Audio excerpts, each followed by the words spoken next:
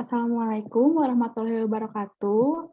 Selamat pagi, selamat datang di acara webinar mini Hukum Perdagangan Internasional dengan tema Implementasi Perjanjian Perdagangan Internasional di Indonesia. Sebelumnya, izinkan saya memperkenalkan diri terlebih dahulu. Perkenalkan, saya Gina Nabila sebagai moderator jalannya acara hari ini.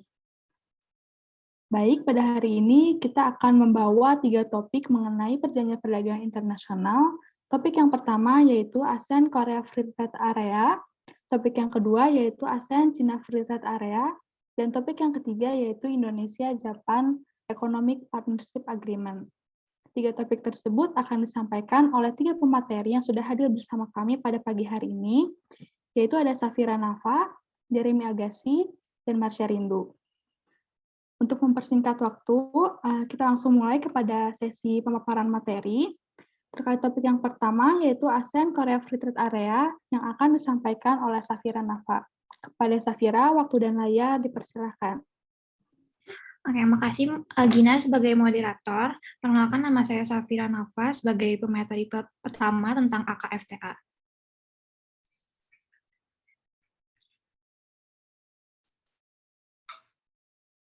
Nah, ASEAN Korea Free Trade Area sendiri adalah perjanjian perdagangan internasional ataupun kesepakatan antara negara-negara ASEAN termasuk Indonesia dan Korea Selatan.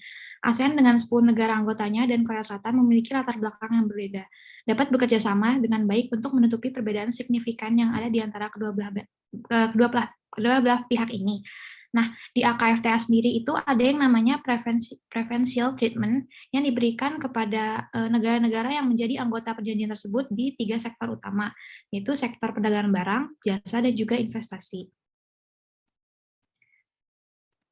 Nah, selanjutnya itu ada tujuan dari AKFTA sendiri, yaitu untuk memacu percepatan aliran barang, jasa, dan investasi atau 3 sektor utama yang sudah disebutin tadi di antara negara-negara anggota sehingga dapat terbentuk suatu kawasan perdagangan yang bebas.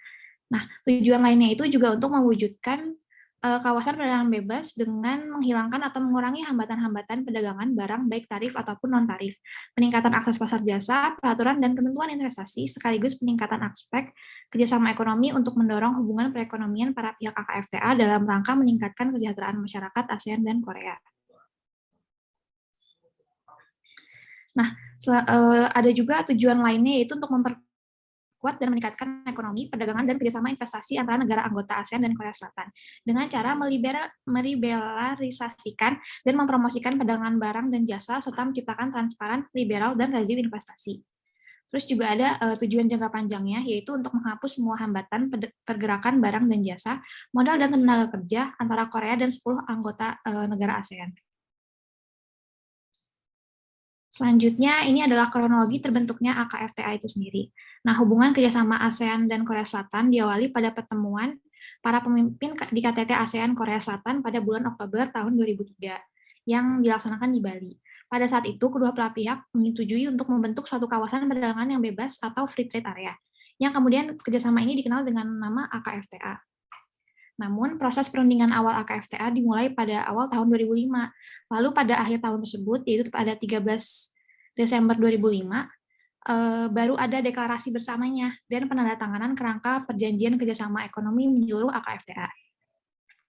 Nah, perjanjian tentang mekanisme penyelesaian sengketa antara ASEAN dan Korea Selatan pada deklarasi ini juga ditandatanganin untuk menyediakan mekanisme pada setiap sengketa yang mungkin timbul nantinya antara kedua belah pihak dalam perdagangan bebas AKFTA ini. Selanjutnya pada 24 Agustus 2006,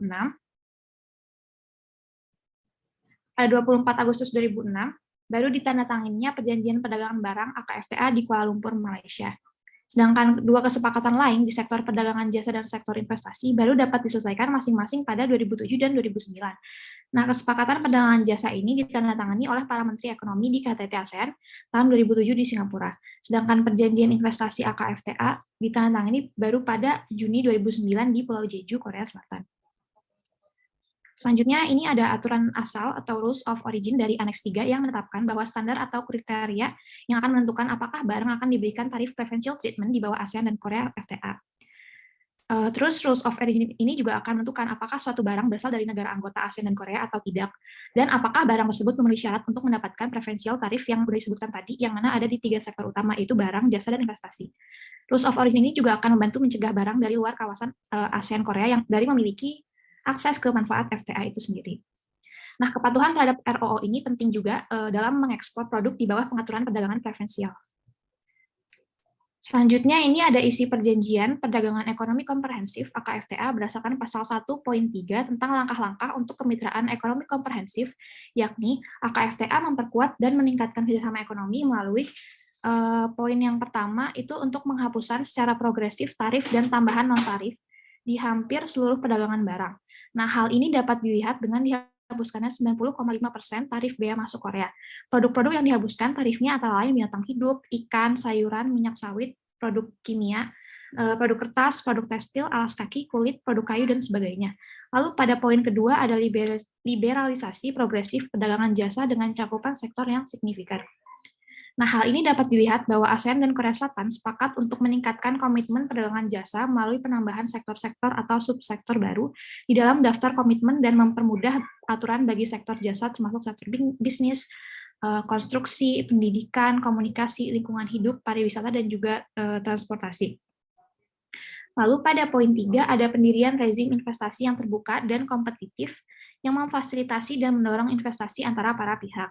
Nah, hal ini itu tujuannya untuk menyediakan satu lingkungan transparan, fasilitatif, dan lebih aman bagi investasi para investor ASEAN dan Korea Selatan itu sendiri.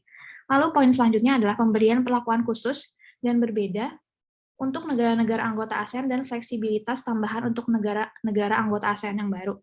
Nah, maksudnya itu sebagaimana disepakati dalam deklarasi bersama mengenai kerjasama kemitraan menyeluruh antara AKFTA, di dalamnya terdapat elemen inti yang melekat, di mana dalam hal ini bagi negara-negara anggota ASEAN yang baru, yakni Vietnam, Kamboja, Laos, dan juga Myanmar, dikenakan tarif bea masuk Korea Selatan sebesar 0%. Terus poin kelima adalah ketentuan fleksibilitas bagi para pihak dalam negosiasi AKFTA untuk mengatasi daerah-daerah sensitif mereka pada barang, jasa, dan juga investasi. Nah, investasi yang dimaksud itu dengan fleksibilitas untuk dinegosiasikan dan disepakati bersama berdasarkan prinsip timbal balik dan saling menguntungkan. Lalu poin ke-6 yaitu pembentukan langkah-langkah perdagangan dan fasilitas investasi yang efektif. Nah, dalam hal ini, langkah-langkahnya itu berupa pembentukan proyek-proyek, termasuk pembangunan kapasitas bisnis yang cocok, dan program pelatihan untuk para penjabat di bidang usaha kecil dan menengah atau UKM, dan kekayaan intelektual, pertanian, statistik, dan pariwisata.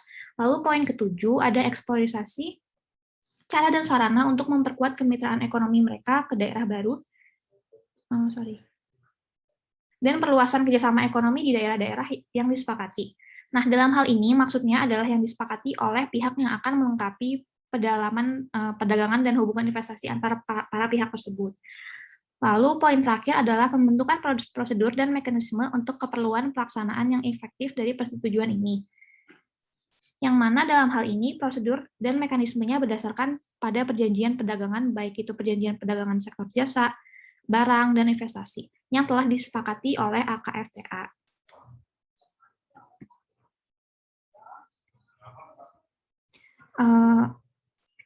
Lalu selanjutnya ini ada regulasi nasional pertujuan AKFTA.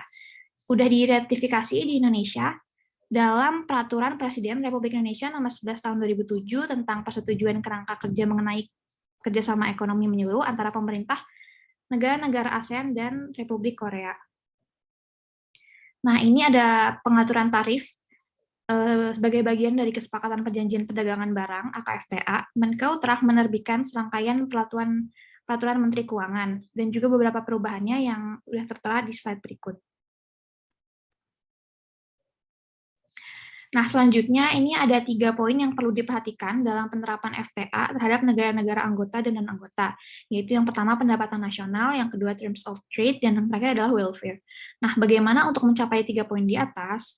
Implementasi dari AKFTA ini untuk mencapai 3 poin tersebut dilakukan dengan cara mewujudkan kawasan perdagangan bebas dengan menghilangkan atau mengurangi hambatan-hambatan perdagangan barang baik tarif maupun non-tarif, meningkatkan akses pasar jasa dan peraturan dan ketentuan tentang investasi, sekaligus peningkatan aspek kerjasama ekonomi untuk mendorong hubungan perekonomian para pihak ASEAN dan Korea Selatan Free Trade Area ini dalam rangka meningkatkan kesejahteraan masyarakat ASEAN dan Korea. Yang ini hubungannya sama kayak tujuan yang tadi udah dijelasin sebelumnya. Lalu selanjutnya, pada perjanjian perdagangan barang AKFTA, negara ASEAN dan Korea Selatan menyepakati upaya penghapusan ataupun pengurangan hambatan-hambatan tarif ataupun non-tarif. Pada skema penghapusan ini, diatur secara detail program penurunan dan atau penghapusan tarif secara progresif yang ada 3 kategorinya, yaitu normal trade, sensitive list, dan highly sensitive list. Lalu perdagangan antara kedua negara ini menunjukkan kecenderungan positif, di mana rata-rata pertumbuhan selama 5 tahun terakhir atau yang dalam data adalah tahun 2006 sampai 2010 tercatat sebesar 15,97%. Nah, adanya perubahan positif ini dalam ekspor terhadap pendapatan nasional Indonesia dan Korea Selatan dalam hubungannya dengan perdagangan Indonesia dan Korea Selatan mengindikasikan bahwa adanya dampak positif dari AKFTA terhadap kedua negara. Nah, dengan adanya AKFTA ini juga pada tahun 2015, ASEAN menempati posisi kedua dalam mitra dagang untuk Korea Selatan, dan Korea Selatan sendiri merupakan mitra kerjasama ASEAN yang menempati posisi kedua sebagai tujuan Foreign Direct Investment atau FDI. Nah, selanjutnya, karena tadi udah dibahas tentang positifnya, ternyata ada tantangannya juga bagi Indonesia. Itu selain mendapat keuntungan, ada tantangan yang harus dihadapi dalam penerapan perjanjian perdagangan AKFTA ini. Di antaranya, poin pertama adalah Indonesia harus meningkatkan efisiensi atau kemampuan untuk melakukan suatu pekerjaan dengan baik dan efektif, atau pencapaian tujuan secara tepat untuk memproduksi. Nah, hal ini dilakukan sehingga dapat bersaing dengan produk-produk dari Korea Selatan. Yang poin kedua adalah menciptakan iklim usaha yang kondusif dalam rangka meningkatkan daya saing antara anggota di dalam perjanjian perdagangan AKFTA. Terus selanjutnya adalah mengakses pasar yang lebih luas lagi, dan yang terakhir meningkatkan kemampuan dalam penguasaan TIK, termasuk promosi pemasaran. Nah, kemampuan dalam penguasaan teknologi saat ini yang menjadi fokusnya. Namun di sini fokusnya adalah pada implikasi terhadap pola perdagangan itu sendiri.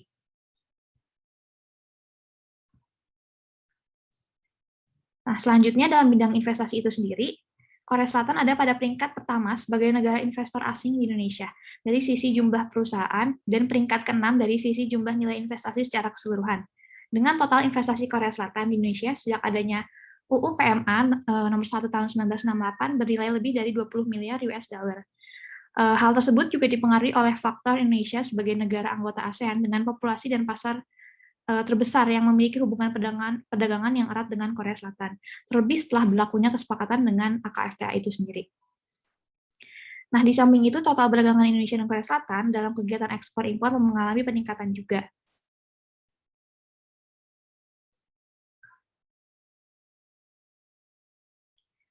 Nah, baik Indonesia maupun Korea Selatan sama-sama diuntungkan dengan pemberlakuan skema tarif AKFTA. Namun dalam hal ini Indonesia menerima manfaat lebih besar dibandingkan Korea Selatan. Dengan adanya skema preferential tarif untuk barang, secara jangka panjang manfaat tersebut dapat dilihat dari tren positif peningkatan aktivitas ekspor dalam hubungan perdagangan kedua negara. Dari perspektif Indonesia, secara persentase, pertumbuhan nilai ekspor Indonesia ke Korea Selatan meningkat rata-rata sebesar 12,61% setiap tahunnya sebagai akibat dampak dari AKFTA, yang berarti peningkatan sekitar 3 kali lipat dibandingkan bila Indonesia nggak ikut sama perjanjian AKFTA ini. Sedangkan dari perspektif Korea Selatan, pertumbuhan nilai ekspor Korea ke Indonesia akibat AKFTA secara persentase meningkat sebesar 12% setiap tahunnya, yang juga berarti peningkatan sekitar 3 kali lipat dibanding kalau misalkan Korea Selatan nggak ikut AKFTA. Berdasarkan teori perdagangan internasional, model-model preferential trade dan studi empiris secara nggak langsung, AKFTA akan berdampak positif bagi penciptaan lapangan kerja, pertumbuhan produktivitas, dan economic welfare bagi negara-negara yang menjadi anggotanya. Sekian dari saya tentang materi AKFTA ini, selanjutnya akan saya kembalikan ke moderator. Terima kasih. Terima kasih Safira atas pemaparannya yang sangat menarik dan juga disampaikan dengan sangat baik. Selanjutnya mengenai pemaparan materi topik yang kedua, yaitu ASEAN-China Free Trade Area, yang akan disampaikan oleh Jeremy Agassi. Kepada Jeremy Agassi, waktu dan layar dipersilahkan. Terima kasih kepada moderator. Pemaparan yang sangat baik dari Safira, sangat informatif dan komprehensif. Selanjutnya saya akan membahas tentang ACFTA atau ASEAN China Free Trade Area. ACFTA adalah kesepakatan antara negara-negara anggota ASEAN dengan China untuk menciptakan kawasan perdagangan bebas dengan menghilangi atau mengurangi hambatan tarif atau non-tarif perdagangan barang, peningkatan akses pasar terhadap jasa, reformasi aturan, dan regulasi investasi, yang mana tujuan utamanya adalah untuk kesejahteraan negara-negara ASEAN dan juga China. Next. Lalu ada 4 pilar dari ASEAN-China Free Trade Area ini yang dapat ditelusuri jauh pada saat kunjungan Perdana Menteri China, Li Peng, ke Bangkok pada tahun 1989, di mana ia menyatakan 4 prinsip dalam membangun, memulihkan, dan mengembangkan hubungan China dengan semua negara ASEAN, yaitu dengan cara yang pertama, hidup berdampingan secara damai, meskipun ada perbedaan dalam sistem sosial dan politik. Yang kedua, ideologi anti-hegemonik, yaitu China tidak akan berusaha menjadi kekuatan hegemoni dan juga tidak akan mencampuri urusan dalam negeri negara-negara ASEAN. Yang ketiga, pengembangan lebih lanjut hubungan ekonomi serta dukungan berkelanjutan atas kerjasama dan inisiatif regional dari ASEAN. Next.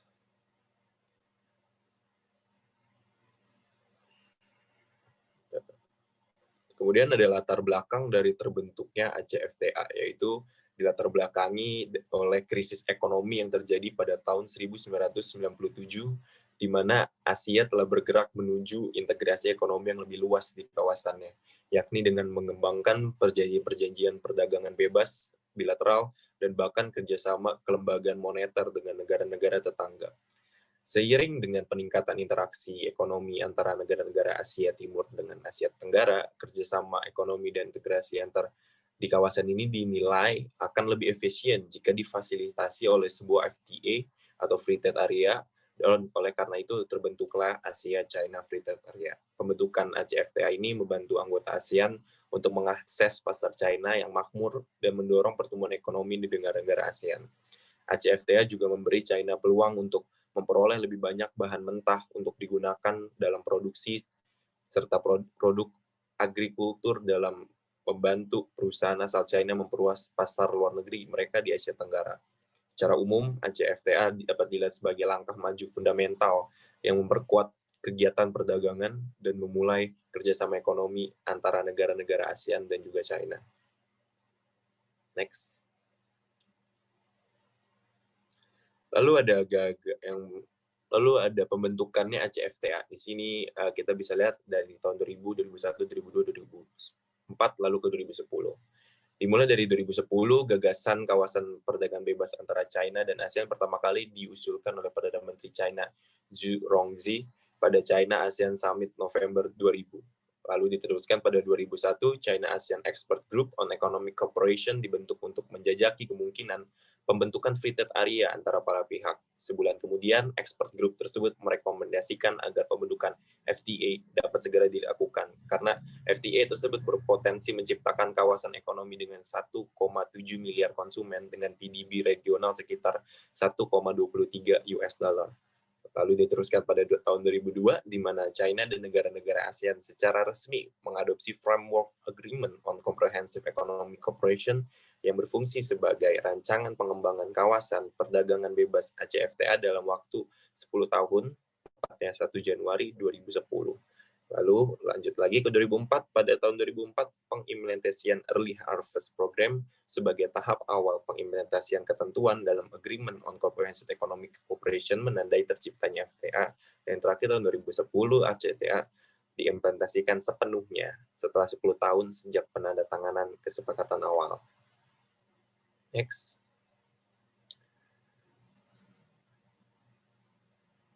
Lalu ada cakupan ACFTA, yaitu yang pertama ada Trade in Goods, di mana diatur dalam Agreement on Trade in Goods yang ditandatangani pada November 2004 dan telah direvisi 2 kali pada tahun 2006 dan 2010.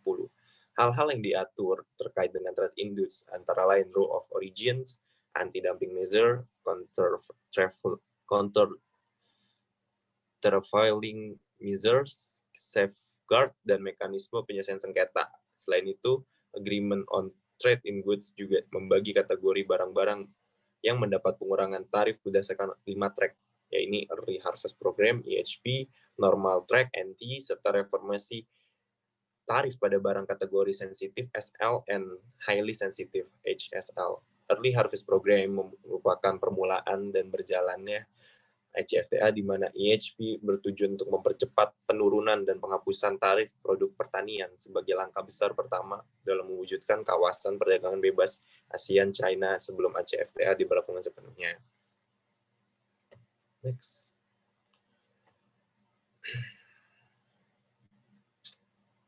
Kemudian yang kedua ada Trade in Service, di mana diatur dalam Agreement on Trade in Service yang ditandatangani pada tanggal 14 Januari 2007 dengan tujuan meliberalisasi secara substansial, menghilangkan tindakan diskriminatif sehubungan dengan perdagangan jasa di antara para pihak di berbagai sektor jasa.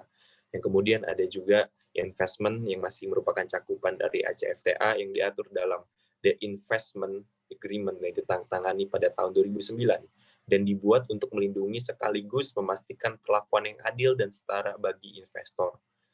Hal ini membuat tidak adanya perlakuan non-diskriminatif pada nasionalisasi atau pengambilan dan juga kompensasi kerugian, yang mana memungkinkan transfer dan repatriasi keuntungan dalam mata uang yang dapat digunakan secara bebas, serta menyediakan penyelesaian sengketa antar investor dan juga negara. Lalu ada juga economic cooperation, berfokus pada 5 sektor prioritas, antara lain pertanian, teknologi informasi, dan komunikasi. Pengembangan sumber daya manusia, investasi, pengembangan wilayah Sungai Mekong, serta dapat juga mencakup sektor-sektor lainnya. Kemudian, next. Kemudian juga dari dasar hukum pemberlakuan dari ACFTA di Indonesia. Dasar berlakunya perjanjian ini melalui Kepres nomor 48 tahun 2004 tentang yang tadi pengesahan Framework Agreement on Comprehensive Economic Cooperation between the Association of Southeast Asian Nation and the People Republic of China yang merupakan ratifikasi Framework Agreement ASEAN-China FTA. Yang kedua juga pemberlakuan dasar hukumnya dari Peraturan Menteri Keuangan Republik Indonesia nomor 235/PMK.011/2008 tentang penetapan tarif biaya masuk atas impor barang dalam rangka ASEAN-China Free Trade Area sebagai tindak lanjut dari keputusan Presiden. Next. Kemudian ada implementasi dari ACFTA. Indonesia merupakan negara yang besar dan juga merupakan pelopor pendiri ASEAN yang juga mendukung terbentuknya kawasan perdagangan bebas ASEAN-China ini dari awal. Jadi, untuk memantapkan komitmen Indonesia mewujudkan impian ini, Indonesia haruslah mengimplementasikan ACFTA ke dalam hukum nasional Indonesia, walaupun sudah ada pro dan kontra terhadap pemberlakuan kawasan perdagangan ASEAN. China, Indonesia sebagai mengikuti dan menandatangani ACFTA ini, maka harus dengan itikat baik melaksanakan ACFTA ini. Pembentukan kawasan bebas itu berarti penghapusan hambatan-hambatan yang ada terkait dengan perdagangan. Hambatan perdagangan atau biasa juga dikenal dengan trade barrier pada dasarnya dapat dibagi menjadi 2. Next. Yang pertama ada hambatan tarif, yang mana secara umum tarif dapat dikatakan sebagai pengandalian dan pertimbangan politis dalam akses ekonomi. Menurut Black Laws Dictionary, yang dimaksud dengan hambatan masuk yaitu barrier to entry, yaitu an economic factor that make it difficult for a business to enter a market or compete with existing supplier. Sedangkan tarif yaitu schedule or system of that is imposed by government on import or export good. Maka dari pengertian itu dapat kita simpulkan bahwa hambatan tarif adalah suatu penerapan berbagai pungutan terhadap kegiatan ekspor dan juga impor yang membuat suatu produk ini sulit memasuki suatu pasar di suatu negara dan juga membuat tidak dapat bersaing dengan supplier yang telah ada. Pengimplementasian ACFTA ini membuat hambatan tarif seperti yang sudah dijelaskan tadi ini berkurang atau bahkan tidak ada. Kemudian yang kedua, next, ada hambatan non-tarif, di mana ada 6 kategori hambatan non-tarif, diantaranya itu batasan spesifik atas perdagangan, yang kedua ada cukai dan produk mass administratif, yang ketiga ada standar, yang keempat partisipasi pemerintah dalam perdagangan, kelima ada charge atas impor, dan tipe-tipe lainnya. Next. Keputusan Presiden nomor 48 tahun 2004 ini yang tadi sudah kita bahas merupakan wujud keseriusan Indonesia untuk mewujudkan kawasan perdagangan bebas ASEAN-China. Peraturan-peraturan yang dikeluarkan oleh pemerintah Indonesia yang terkait dengan pembentukan kawasan perdagangan bebas ASEAN-China haruslah sesuai dengan prinsip-prinsip yang terkandung dalam perjanjian pembentukan kawasan perdagangan bebas China seperti next. Haruslah ada asas timbal balik atau principle of reciprocity, atau yang kedua ada aturan tentang asal barang, rules of origin, yang ketiga prinsip dasar atau clauses most favored nation, yang keempat ada asas national treatment, yang kelima prinsip preferensi, keenam prinsip transparansi, dan yang terakhir larangan terhadap restriksi kuantitatif. Pelaksanaan ACFTA bagi Indonesia merupakan berbagai dampak bagi Indonesia, baik positif maupun negatif. Dari dampak positif, diketahui bahwa dengan adanya Asia-China Free Trade Area, Indonesia berpeluang dan mempunyai kesempatan dalam meningkatkan ekspor serta produk, dan industri Indonesia juga bisa bersaing dengan produk luar. Next. Kemudian bahwa dengan kesempatan ini, komoditas ekspor dari Indonesia berpeluang meningkat 2,1%, terutama bersumber dari peningkatan ekspor ke China. Sementara dari sisi yang merugikan, dengan penduduk Indonesia yang kebanyakan aktif ini, menurunkan tingkat simpanan penduduk di negara berkembang tersebut sehingga meningkatkan kemiskinan. Namun hal ini dapat dihindari dengan meningkatkan pendapatan per kapita melalui promosi investor dan juga investor asing. Dan banyak pendapat yang pro maupun kontra terhadap pelaksanaan ACFTA, sebab kerjasama ini menimbulkan berbagai dampak positif dan negatif, yang mana dapat dilihat dari segi perdagangan internasional, kemudian juga upaya penuntasan kemiskinan, serta dampaknya bagi kelestarian lingkungan. Sekian presentasi saya mengenai ASEAN-China Free Trade Area. Saya kembalikan kepada moderator. Terima kasih. Terima kasih Jeremy atas pemaparannya, sangat insightful sekali dan juga sangat jelas. Selanjutnya mengenai pemaparan materi topik ketiga, yaitu Indonesia-Japan Economic Partnership Agreement yang akan disampaikan oleh Marsha Rindu. Kepada Marsha Rindu, waktu dan layar dipersilahkan. Baik, terima kasih Gina atas kesempatannya. Juga terima kasih Safira dan Jeremy atas pemaparan materinya. Sekarang saya akan menjelaskan terkait IJPA. Jadi seperti yang kita tahu itu jenis perjanjian dagang internasional itu kan terbagi ke dalam 3 jenis, yaitu multilateral trade agreement, regional trade agreement, dan plurilateral trade agreement. Terus ada juga kalau dari perjanjian internasionalnya ada multilateral dan ada bilateral gitu. IJPA atau Indonesian Japan Economic Partnership Agreement itu merupakan salah satu bentuk perjanjian kerjasama perdagangan dan penanaman modal dalam lingkup bilateral. Kerjasama Indonesia-Jepang dalam kerangka IJPA itu merupakan kerjasama ekonomi yang dijalankan kedua negara agar saling menguntungkan dengan beberapa ketentuan yang disepakati oleh kedua negara tersebut. Boleh? Next.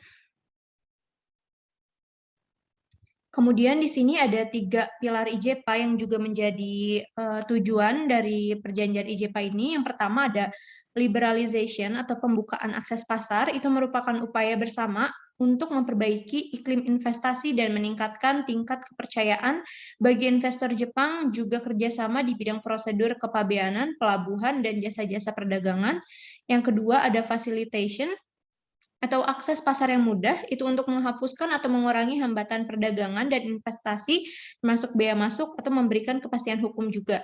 Kemudian yang ketiga ada cooperation, atau kerjasama untuk meningkatkan kapasitas, itu untuk memberikan kesempatan untuk kerjasama dan meningkatkan kapasitas Indonesia sehingga lebih mampu bersaing dan memanfaatkan secara optimal peluang pasar dari IJPA. Boleh next?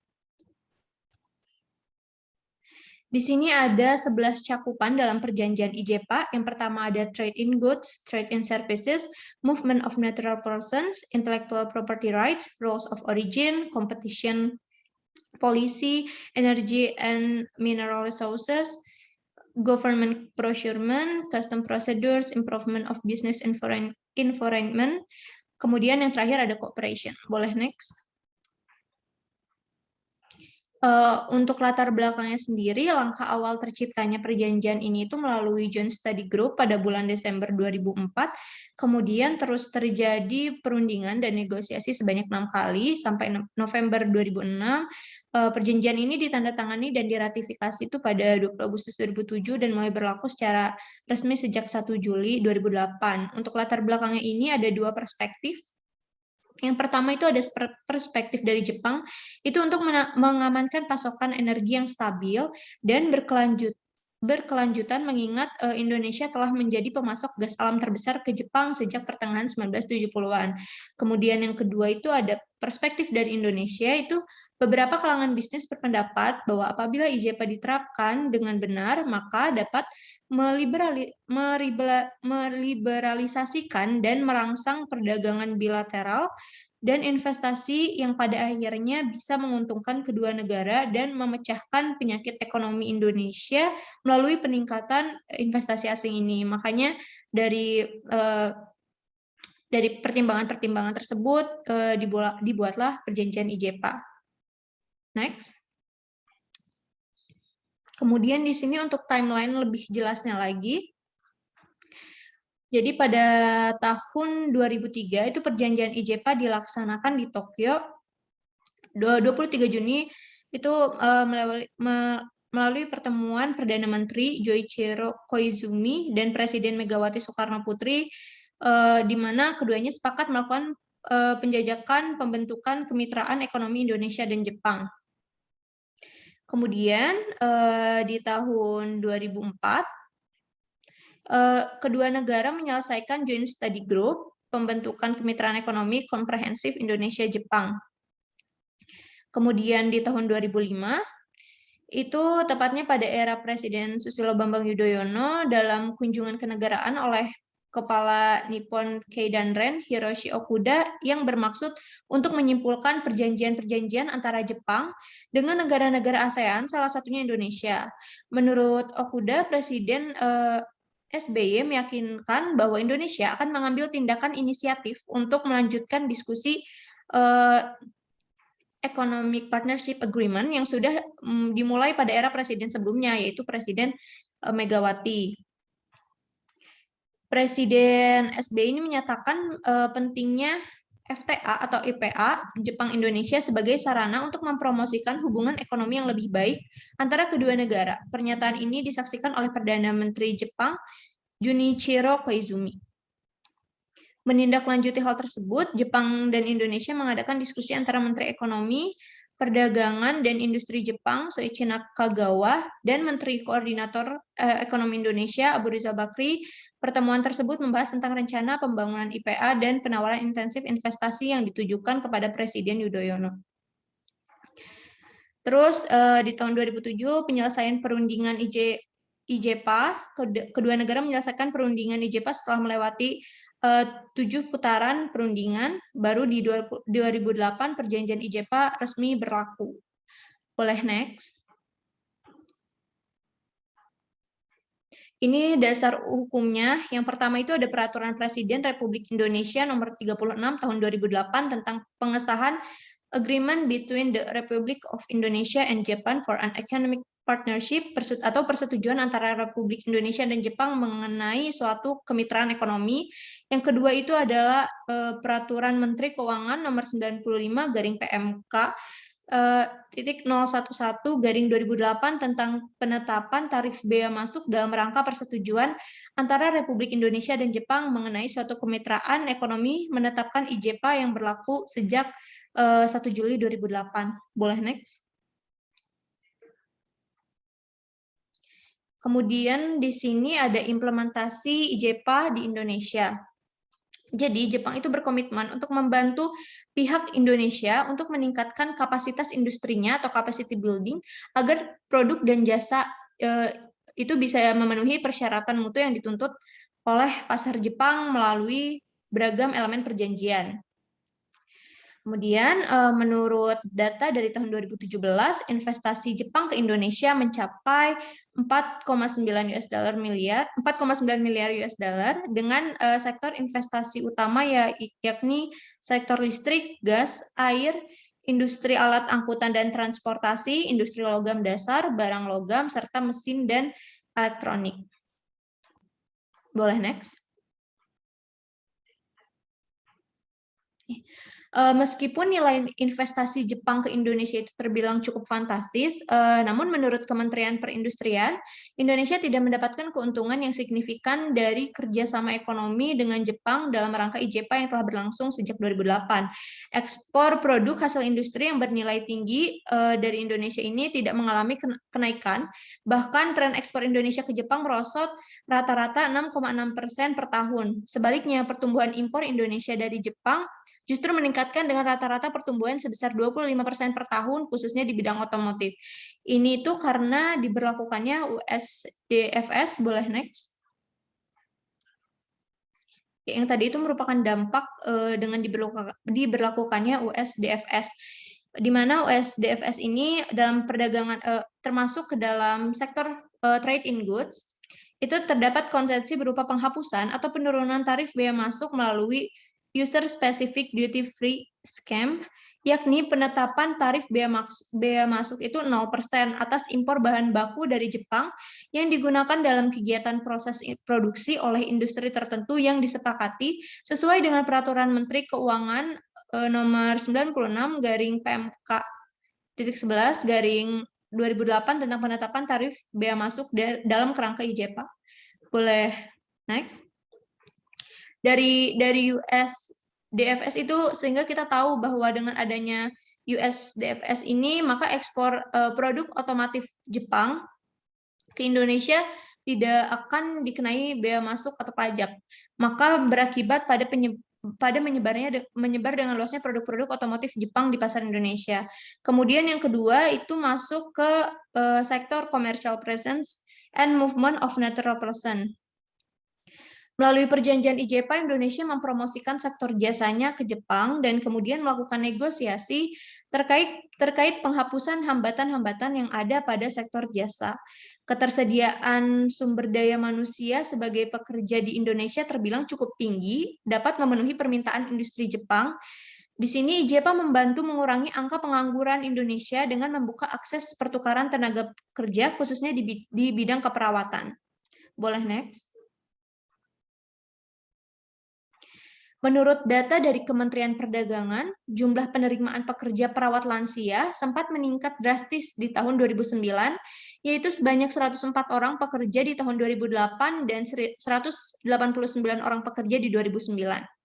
Namun, mengalami penurunan hingga hanya 77 orang pekerja di 2010 dan 58 orang pekerja di 2011. Hingga akhirnya mulai meningkat lagi sebanyak 72 orang pekerja di 2012 dan 108 orang pekerja di 2013, 146 orang pekerja di 2014 dan 212 orang pekerja di 2015, 233 orang pekerja di 2016 dan 295 pekerja di 2017. Kenaikan jumlah peminat akan pekerja perawat lansia juga dipengaruhi oleh tingginya jumlah manula yang ada di Jepang.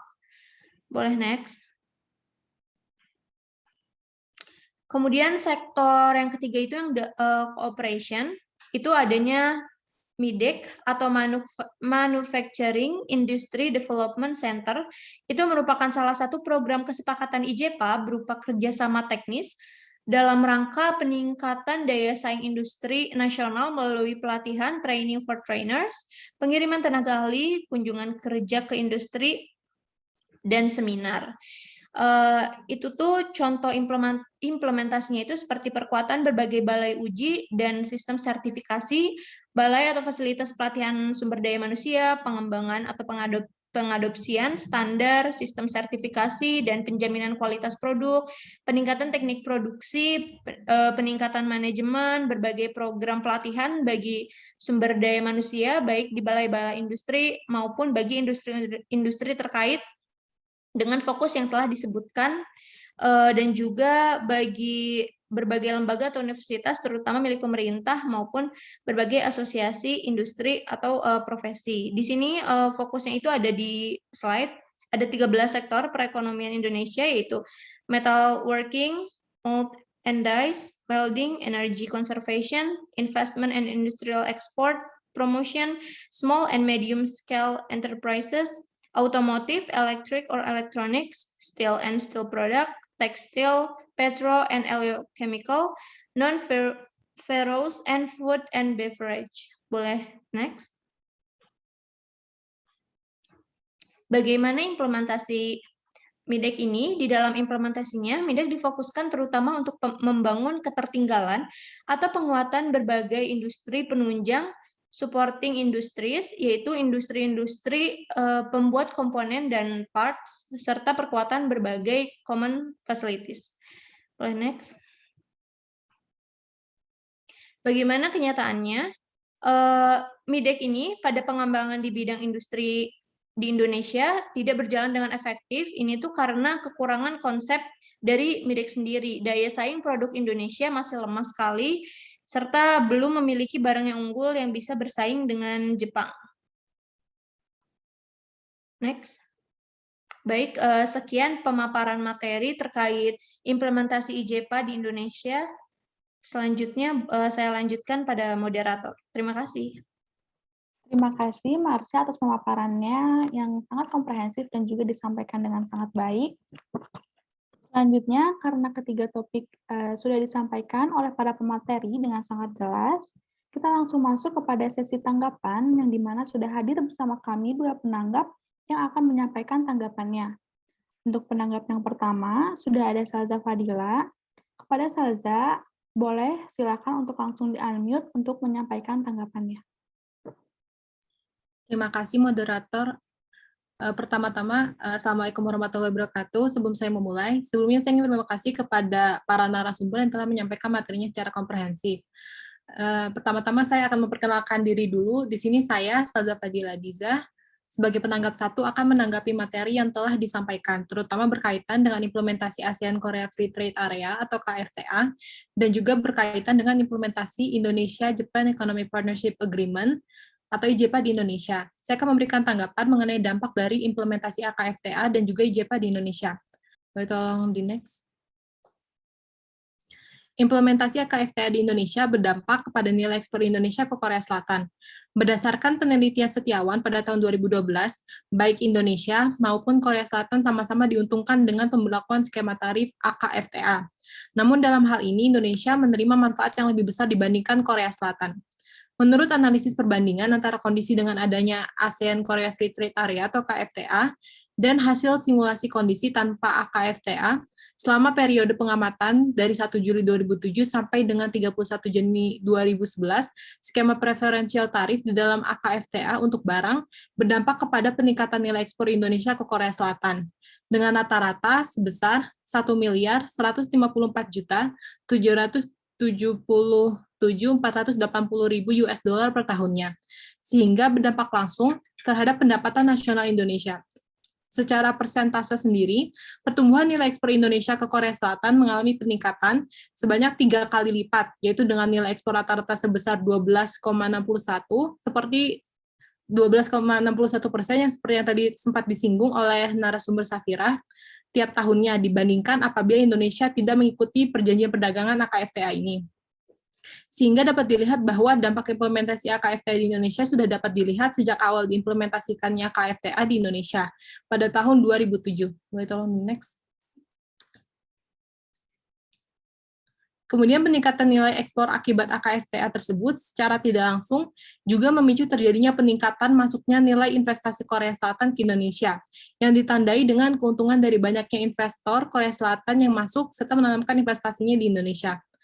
Berdasarkan data dari BKPM atau Badan Koordinasi Penanaman Modal, setelah adanya perjanjian AKFTA, nilai investasi Korea Selatan di Indonesia pada tahun 2010 sebesar 328,5 juta US dollar, mengalami peningkatan pada tahun 2011 sebesar 1.218,7 juta US dollar.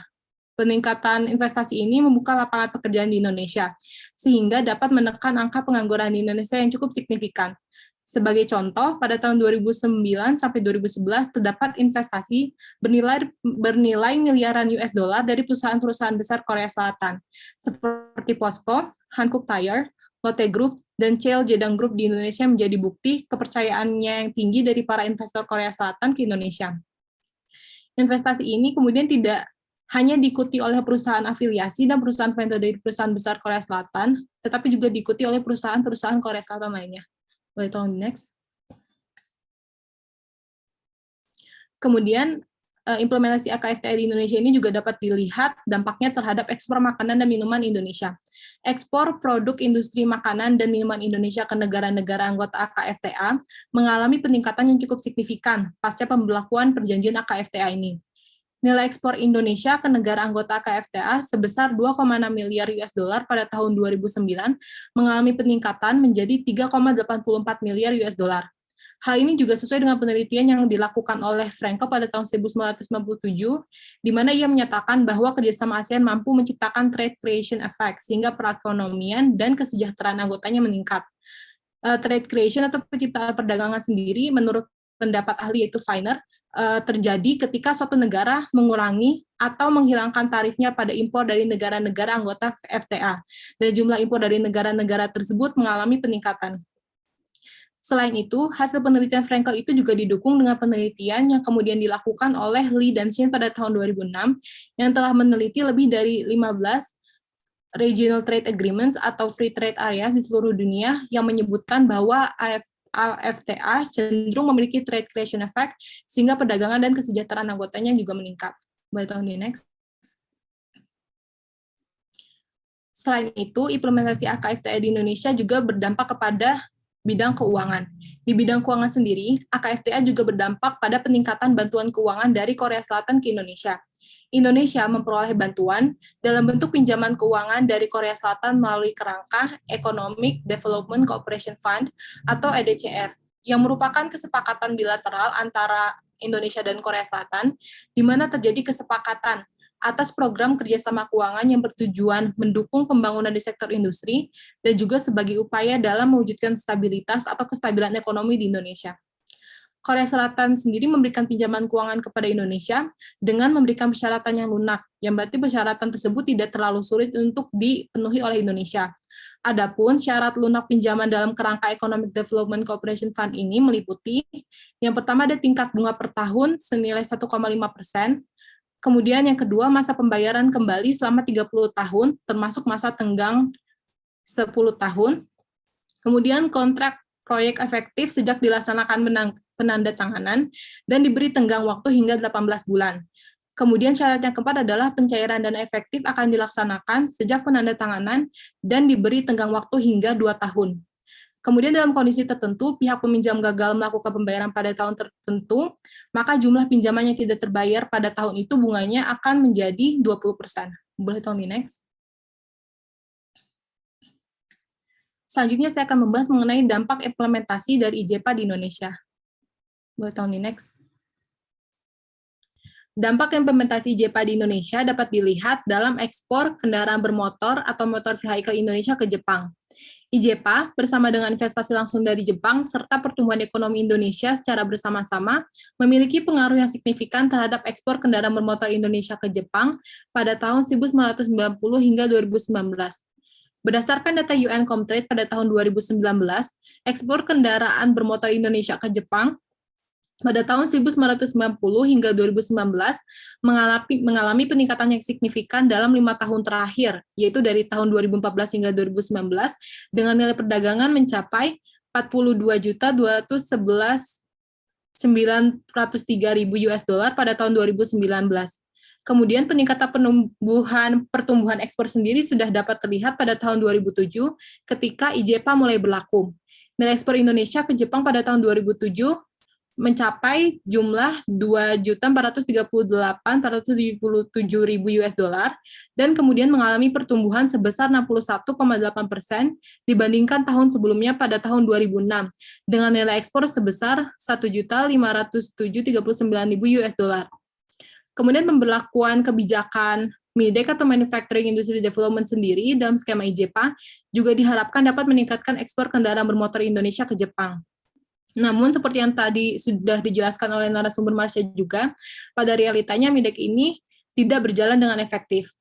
Kemudian selain kerjasama bilateral antara Indonesia dan Jepang melalui perjanjian IJPA ini, seorang ahli yang bernama Huda juga berpendapat bahwa perkembangan ekspor Indonesia ke Jepang juga dipengaruhi oleh beberapa faktor lain, seperti tingkat investasi Jepang di Indonesia, nilai tukar mata uang asing, pertumbuhan ekonomi Jepang, dan juga pertumbuhan ekonomi Indonesia. Boleh tolong di next.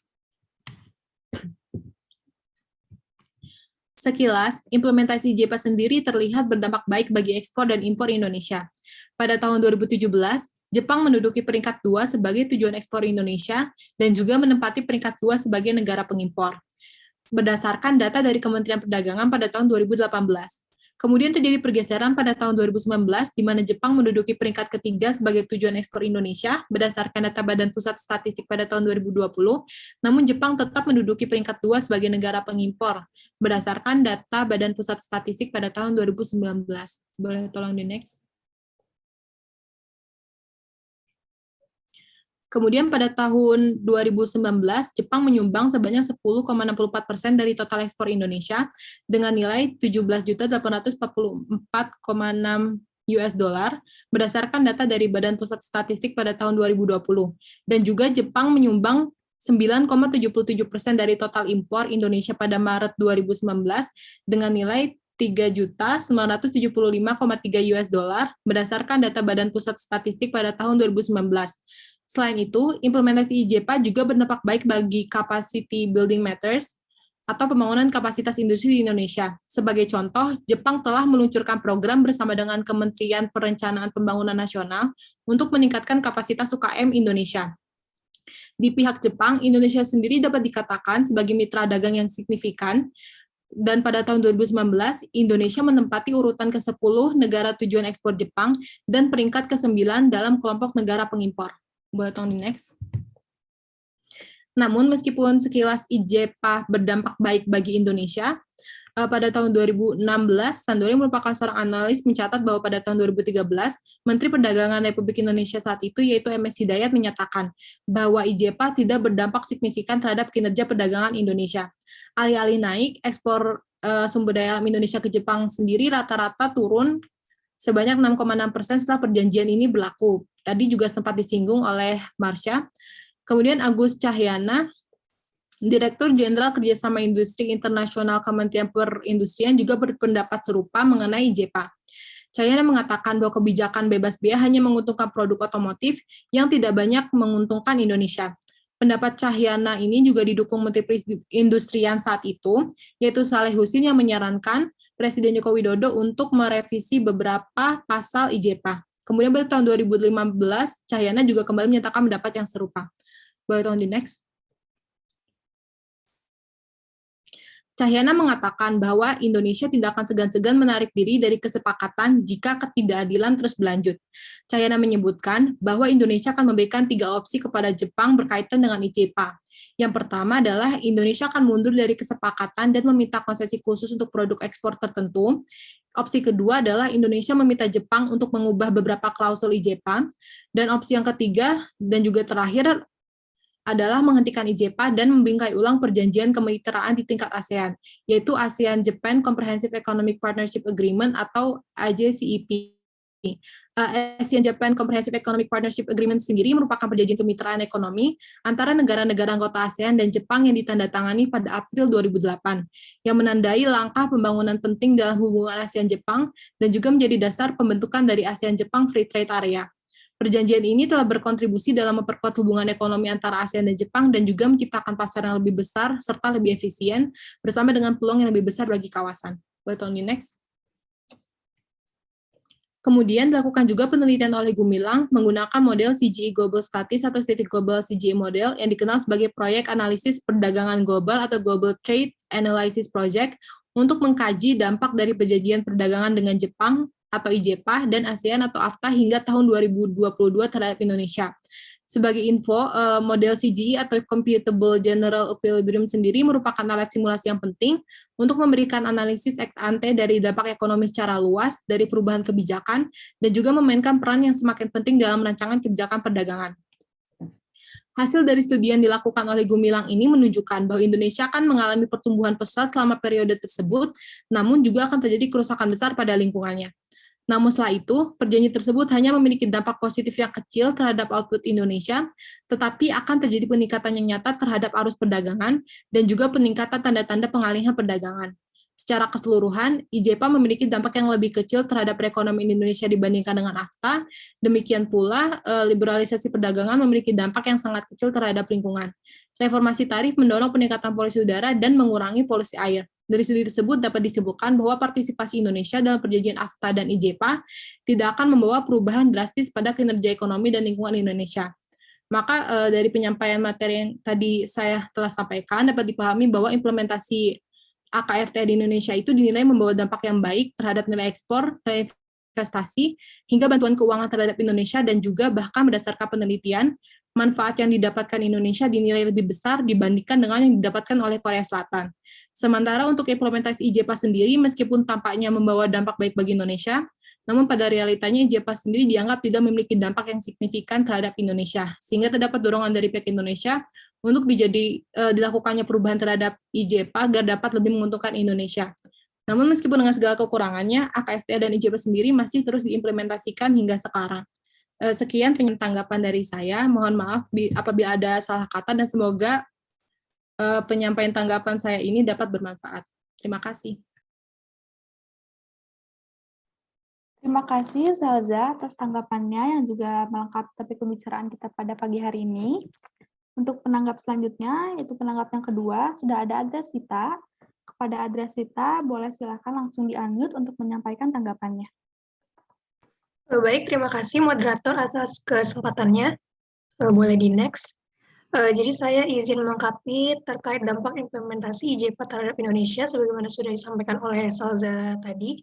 Jadi menurut data Badan Pusat Statistik, nilai ekspor Indonesia ke Jepang mengalami peningkatan dari 27,7 miliar US dollar pada tahun 2008 menjadi 33,7 miliar US dollar pada tahun 2017 pada masa awal implementasi IJPA.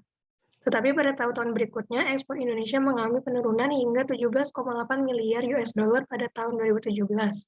Kemudian impor Indonesia dari Jepang juga memiliki pola yang sama, di mana terjadi peningkatan impor pada awal implementasi dari 15,12 miliar US dollar pada tahun 2008, mencapai peningkatan tertinggi pada tahun 2012 sebesar 22,77 miliar US dollar, dan kemudian mengalami penurunan secara bertahap menjadi 15,24 miliar US dollar pada 2017.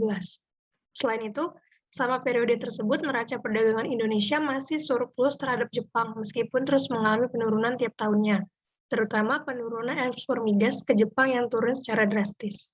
Boleh di next. Kemudian saya akan menyampaikan juga terkait dampak implementasi ASEAN-China Free Trade Area di Indonesia. Boleh di next. Kemudian pertama saya akan menjelaskan tentang dampak ACFTA di Indonesia terhadap nilai ekspor Indonesia. Sejak implementasi penuh ACFTA pada Januari 2010, kerjasama perdagangan antara Indonesia dan Cina terus meningkat. Dalam rentang tahun 2001, di mana ACFTA belum dibentuk dan setahun setelah ACFTA diimplementasikan secara penuh, yakni tahun 2011, ekspor dari Indonesia ke Cina meningkat lebih dari 8 kali lipat, sebesar 821,42%. 5 besar sektor ekspor yang berkontribusi signifikan terhadap total nilai ekspor Indonesia meliputi bahan bakar mineral, minyak mineral dan produk penyulingannya, hewan dan minyak nabati dan produk pembelahannya, biji besi, karet, dan bahan kimia organik. Kelima sektor bahan baku ini menyumbang sebanyak 80% dari total nilai ekspor. Next. Dari sisi total ekspor kala itu, dalam sektor non-migas, Cina menempati urutan ketiga terbesar tujuan ekspor produk Indonesia pada tahun 2006 hingga 2009, di belakang Jepang dan Amerika Serikat. Akan tetapi, pada tahun 2010, Cina berhasil menggantikan Amerika Serikat sebagai mitra dagang terbesar kedua Indonesia. Hal ini karena adanya peningkatan ekspor non-migas di mana pada tahun 2006, nilai ekspor sektor non-migas Indonesia ke Cina ialah sebesar 5,4 miliar US dollar. Sedangkan pada tahun 2010, nilai ekspor sektor tersebut mencapai 14 miliar US dollar. Selain itu, dari sisi tren perdagangan non-migas secara keseluruhan, ekspor Indonesia ke Cina juga menunjukkan prospek yang paling menjanjikan, yakni dengan peningkatan sekitar 24,4%, berbeda dengan Jepang dan Amerika yang hanya sebesar 5,28% dan 3,72%. Next. Setiawan dalam penelitiannya pada tahun 2012 memperkirakan bahwa skema tarif ACFTA telah meningkatkan nilai ekspor Indonesia ke Cina rata-rata sebesar $116.376 US dollar per tahun dan berkontribusi langsung terhadap pendapatan nasional Indonesia dengan rata-rata nominal yang sama per tahunnya. Selain itu, dari sisi persentase pertumbuhan, nilai ekspor Indonesia ke Cina yang berkontribusi terhadap pendapatan nasional Indonesia meningkat sebanyak 5,83% setiap tahunnya sebagai dampak dari penerapan ACFTA. Artinya ada peningkatan 1,36 kali lipat terhadap pendapatan nasional Indonesia ketika bergabung dengan ACFTA dibandingkan jika Indonesia tidak bergabung dengan ACFTA. Next. Kemudian terkait dampak implementasi terhadap penanaman investasi di Indonesia, berdasarkan data Badan Koordinasi Penanaman Modal pada tahun 2015, rata-rata realisasi investasi Cina di Indonesia setelah pengimplementasian ACFTA adalah sebesar 59,33 juta US dollar. Sedangkan sebelum penandatanganan ACFTA ialah sebesar 32,43 juta US dollar. Meski nilai investasi meningkat, namun jika dibandingkan dengan total investasi asing lainnya yang masuk ke Indonesia, seperti dari Jepang atau Amerika Serikat, pertumbuhan tingkat investasi Cina terhadap Indonesia relatif stagnan, di mana angkanya itu tetap pada 0,006%. Selain itu, berdasarkan data dari ASEAN Stats pada tahun yang sama, yakni tahun 2015, laju investasi asing di Indonesia masih menduduki posisi terbawah setelah Filipina, dibandingkan dengan negara anggota ASEAN lainnya seperti Thailand, Malaysia, Vietnam, dan Singapura.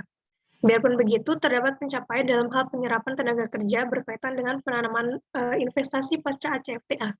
Investasi Cina di Indonesia sebelum adanya ACFTA, yakni dalam kurun waktu 1990 sampai 2002, hanya menyumbang penyerapan tenaga kerja sebanyak 188 orang per tahun, atau 0,2% dari total tenaga kerja penanaman modal asing.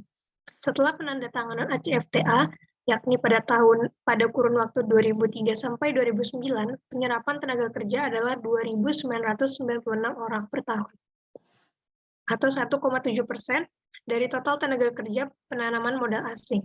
Next. Kemudian berkaitan dengan nilai impor Indonesia pasca ACFTA berdasarkan data UN Comtrade sebelum Cina bergabung dengan AFTA dan membentuk ACFTA, Indonesia kerap mengalami surplus perdagangan dengan Cina. Pada awal pengamatan, Indonesia dapat mencatat surplus perdagangan dengan Cina dalam rentang 1992, 1993, 1998, dan 1999. Namun setelah ACFTA ditandatangani dan diimplementasikan secara penuh, arus perdagangan barang Indonesia tidak pernah mencapai surplus perdagangan lagi. Defisit perdagangan Indonesia semakin parah setiap tahunnya hingga tahun 2020, di mana Indonesia juga mengalami defisit sebesar 7,85 miliar US dollar akibat besaran impor yang lebih tinggi dibanding ekspor, yakni sebesar 39,63 miliar US dollar, sedangkan ekspornya sebesar 31,78 miliar US dollar. Temuan ini selaras dengan teori konseptual yang menyatakan bahwa perdagangan bebas memiliki kelebihan dan kekurangan. Dalam hal ini, ACFTA membawa kerugian dengan meningkatkan jumlah neraca perdagangan negatif atau defisit. Next.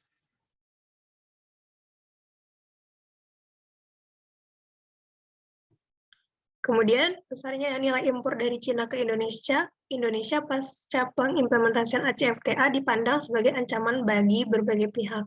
Dalam periode tahun 1990 hingga awal tahun 2000 menunjukkan bahwa skema perekonomian Cina dan Indonesia tidak saling melengkapi dalam produksi, ekspor, dan impor, karena produk-produk antara keduanya serupa di pasar global. Hal ini terlihat dari beberapa produk manufaktur Indonesia seperti tekstil dan garmen, serta alas kaki yang jika dibandingkan dengan hasil impor Cina, akan kalah saing karena barang dari Cina lebih bervariasi serta terjangkau. Meskipun hal ini berubah mengikuti diversifikasi ekspor Cina yang lebih besar ke ekonomi Asia Tenggara pada pertengahan tahun 2000, peristiwa tersebut tidak hanya memunculkan sejumlah tantangan baru bagi perekonomian Indonesia, namun pada akhirnya juga menimbulkan disrupsi terhadap hubungan bilateral antara kedua negara. Next. Pada bulan Juli 2009, sektor swasta yang dipelopori oleh asosiasi-asosiasi seperti Kamar Dagang dan Industri Indonesia serta Asosiasi Pengusaha Indonesia meluncurkan kegiatan advokasi publik untuk menekan pemerintah agar mempertimbangkan kembali posisinya dalam perjanjian perdagangan ACFTA. akibat penumpukan barang-barang impor asal Cina yang dinilai dapat melukai industri dalam negeri Indonesia, seperti petani dan UMKM. Selain itu, kelompok sektor privat lainnya, seperti Asosiasi Perstekstilan Indonesia, juga mengklaim impor tekstil dari Cina menguasai hingga 50% pasar lokal di Sumatera Barat. Dampak dari penumpuknya barang-barang impor asal Cina pasca ACFTA ini juga sempat memecah pendapat antara menteri-menteri dalam kabinet pemerintahan saat itu, yakni Menteri Perindustrian M.S. Hidayat yang pro pelindungan industri domestik dan Menteri Perdagangan yang pro liberalisasi ekonomi. Situasi politik saat itu semakin diperparah dengan kegagalan Pangestum melakukan renegosiasi implementasi ACFTA terhadap 228 jenis pengenaan tarif pada pertemuan Joint Commission Indonesia-China ke-10 pada tahun 2010. Next. Pada akhirnya, pemerintah Indonesia tetap bersikeras mengimplementasikan ACFTA dan menolak mundur dari perjanjian tersebut. Atas pertimbangan manfaat jangka panjang ACFTA bagi perekonomian nasional yang dinilai akan jauh lebih besar daripada kerugian yang dialami saat itu, di mana pemerintah yakin bahwa pada akhirnya keikutsertaan Indonesia dalam ACFTA akan berkontribusi pada pertumbuhan ekonomi dan kesejahteraan. Hal ini berdasarkan pada keterangan Deputi Menteri Koordinator Perekonomian Bidang Perindustrian dan Perdagangan, Edi Putra Irawadi, bahwa semenjak penerapan Early Harvest Program dalam kerangka ACFTA pada awal 2005, perdagangan Indonesia-Cina telah meningkat sekitar 22,26%, atau dari 12,5 miliar US dollar pada tahun 2005 menjadi 25,5 miliar US dollar pada tahun 2009. Selain itu, berdasarkan data dari Badan Koordinasi Penanaman Modal, investasi Cina di Indonesia telah diperluas untuk mencakup pembangunan infrastruktur dan sektor sumber daya alam. Wakil Menteri Perdagangan Mahendra Siregar juga menambahkan bahwa selama kunjungan Presiden SBY ke Shanghai pada Oktober 2010, pihak swasta kedua negara sepakat untuk menandatangani 27 nota kesepahaman termasuk berisi perjanjian investasi Cina senilai 5 miliar US dollar di Indonesia, meliputi sektor migas, agribisnis, perikanan, dan pertambangan, serta pembangunan infrastruktur. Next. Baik Presiden SBY maupun Menteri Luar Negeri Marty Natalegawa dan Menteri Perdagangan Marie E. Pangestum menyatakan bahwa Indonesia akan menegaskan kembali tanggung jawabnya di ACFTA dengan tidak mengkonfrontasi 9 negara anggota lainnya untuk merundingkan kembali isi perjanjian ACFTA. Sebagai gantinya, Indonesia hanya akan berkonsultasi terkait masalah perdagangan yang lebih komprehensif dengan Cina secara bilateral, tidak secara regional dalam ASEAN Summit. Seperti itu tanggapan dari saya terkait IJPA dan juga ACFTA. Apabila ada kekurangan, mohon maaf, dan terima kasih atas perhatiannya, teman-teman. Terima kasih, Adra, atas tanggapannya. Sangat menarik dan juga tentunya berkaitan dengan topik yang sudah disampaikan. Selanjutnya, karena keterbatasan waktu, kepada para pemateri, silakan untuk menanggapi kembali dan sekaligus menyampaikan closing statement-nya terkait topik yang sudah disampaikan. Mungkin boleh dimulai dari Safira Nafa, dipersilakan. Ya, terima kasih moderator atas kesempatannya. Pertama-tama saya akan ingin mengucapkan terima kasih kepada Salza selaku penanggap dari materi AKFTA. Dapat saya simpulkan dan tarik kesimpulan bahwa dalam materi Salza, bahwa baik Indonesia maupun Korea Selatan sama-sama diuntungkan dengan adanya AKFTA. Indonesia dinilai menerima manfaat lebih besar dibanding Korea. Dan dengan adanya skema preferential tarif untuk barang, secara jangka panjang dapat meningkatkan aktivitas ekspor dalam hubungan perdagangan kedua negara. Lalu peningkatan nilai ekspor akibat AKFTA ini juga secara nggak langsung memicu terjadinya peningkatan masuknya nilai investasi Korea Selatan ke Indonesia yang ditandai dengan keuntungan dari banyaknya investor Korea Selatan yang masuk serta menanamkan investasinya di Indonesia. Selain itu juga, AKFTA juga berdampak dalam peningkatan bantuan keuangan dari Korea Selatan ke Indonesia. Nah, dapat saya simpulkan bahwa berdasarkan teori perdagangan internasional, secara nggak langsung AKFTA akan berdampak positif bagi penciptaan lapangan kerja, pertumbuhan produktivitas, dan economic welfare bagi negara-negara yang menjadi anggotanya. Khususnya bagi Indonesia, karena dari AKFTA ini juga 3 sektor utama yang ada di AKFTA, Indonesia mendapatkan nilai positif dari ketiga sektor tersebut. Sekian dari saya kembalikan ke moderator. Terima kasih. Selanjutnya, boleh dilanjutkan oleh Jeremy Agassi, silahkan. Ya, terima kasih pemaparan tanggapan yang sudah disajikan oleh Adra. Kalau menurut saya mengenai ASEAN-China Free Trade Area ini memang banyak kekhawatiran akan dampak negatif yang ditimbulkan dari adanya perjanjian ini, khususnya bagi kelangsungan hidup industri lokal, khususnya industri mikro, kecil, menengah, dengan masuknya barang-barang murah dari China. Sedangkan di sisi lainnya, dengan adanya barang-barang murah ini, tentu Indonesia akan meningkatkan daya beli masyarakat. Dan menurut saya yang sekarang harus dilakukan, istilahnya the show must go on.